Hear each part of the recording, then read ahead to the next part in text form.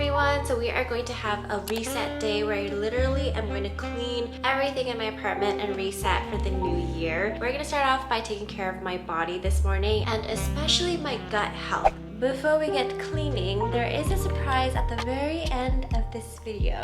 So I grew up as an only child in a Korean household, and because I didn't have any siblings, we didn't really have a bunch of toys lying around, and so my mom only asked me to make the bed every morning, and otherwise she would clean everything. And I think growing up in a spotless environment has influenced me to try to live in the same manner. In my house, we would always have sweet potatoes as a snack, and I always had fruit as dessert. So here's to making Mama Lee proud and cleaning my entire apartment and resetting for the new year.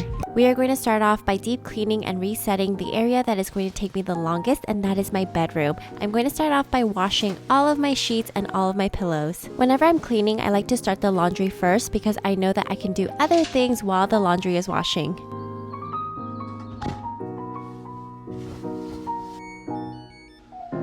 I like to vacuum my mattress at least once a week because, people shed too. I do make sure that the bottom of the vacuum is clean before I put it on my mattress because, I'm also vacuuming the floor with it. Next, it's time for me to organize anything that doesn't belong on top of the dresser. I then grab a microfiber towel as well as an antibacterial spray and I wipe down the tops. I live on a pretty busy street, so whenever I open the windows, there's just a lot of dust that comes flying in, which is really gross. I do try to keep my outside surroundings very clean, but that's because everything is hidden inside. So I open up all of my drawers and toss out anything that no longer serves me, which sounds like I should do this in real life too. Anxieties, fears, doubts? Why yes, you can all go in the trash too, along with the gum I bought a year ago. Then in the closet, I hang up all of the clothes that my husband felt like wasn't clean enough to be hung and yet not dirty enough to be put in the hamper, but it's been a few days, so maybe it's clean now. Just kidding, that's not how it works, but I felt like these clothes are outside clothes anyway, so it's okay to be hung.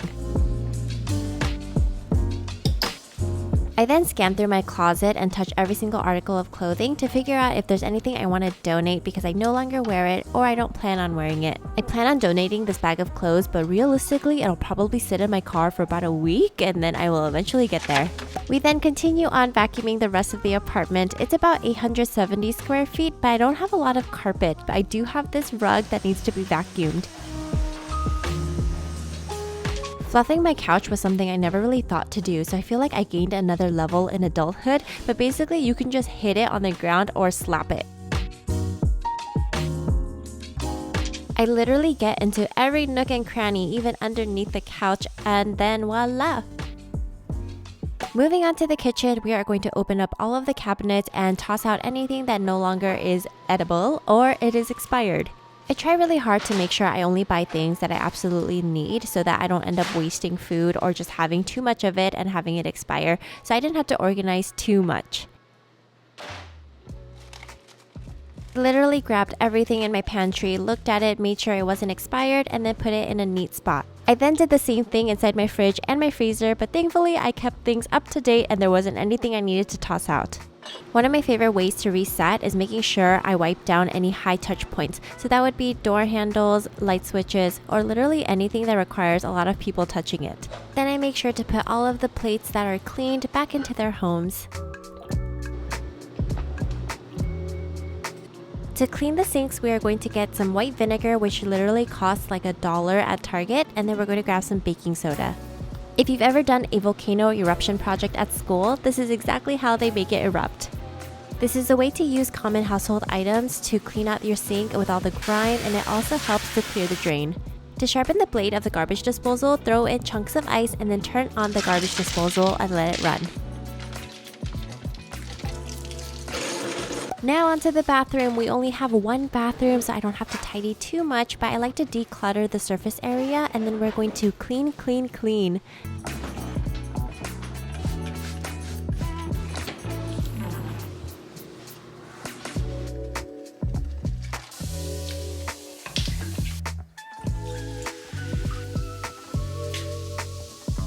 I take my trusty Scrub Daddy. I literally only use this sponge to clean the sinks, so I don't use it for dishes or anything like that.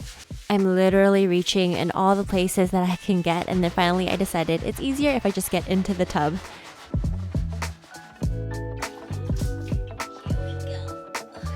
Time to declutter the cabinets in the bathroom as well. I'm going to look through all of my products and see if there's anything that's expired or anything that I don't need so that I can donate it.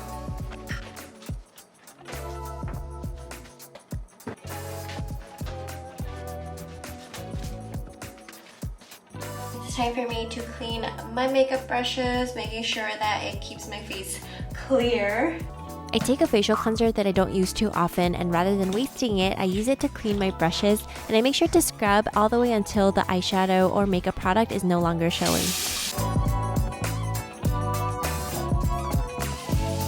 Quick little water break. The laundry is all done, and it's time for me to finish the final steps in organizing my bedroom. Does anyone have a trick for fitted sheets? Because it is very difficult to put on by yourself. Also, something you don't learn until you're an adult is how do you fold fitted sheets?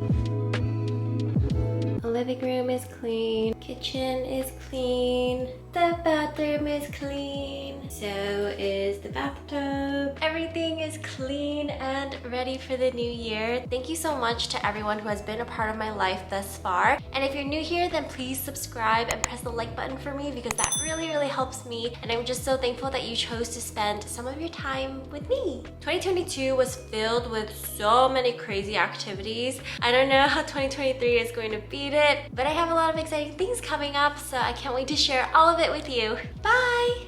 I just came back from my workout, so I'm super grungy, didn't even take a shower yet, but my instructor shared this and I really wanted to share with you guys because I think it's going to be one of the best tips I've heard about the new year. Many times we look at January 1st and we think this is the time. We need to get our lives together, we need to do XYZ really quickly. But the thing is I guarantee that probably the most pivotal moments in your life, the moments where you have grown or changed the most, it most likely didn't happen on January 1st. I will say that one year on New Year's Eve, a bunch of bad stuff happened and I really grew and changed from that. But that was just one time and that's a story for a different day. But the point is, rather than being anxious or thinking like, I have to do all of these things to make 2023 meaningful, no, you start today. Whether that's the 31st or whatever day you found this video, you start today. Because our lives don't just start in January and end in December, it is just an accumulation of days. So rather than focusing on your destination, focus on the journey and enjoying that journey. And if right now things are really tough, which I know it most likely is for a lot of people, if you are doing the best that you can, events in our lives are actually seasonal and temporary. Sometimes it's not, but we will grow and change and be resilient through those things. So I hope this encourages you so much during this new year. And I feel like 2022 really just flew by and there are so many moments in this year where I felt so happy and then also lots of moments where I felt so confused and a little bit lost. And that just goes to show that our lives are,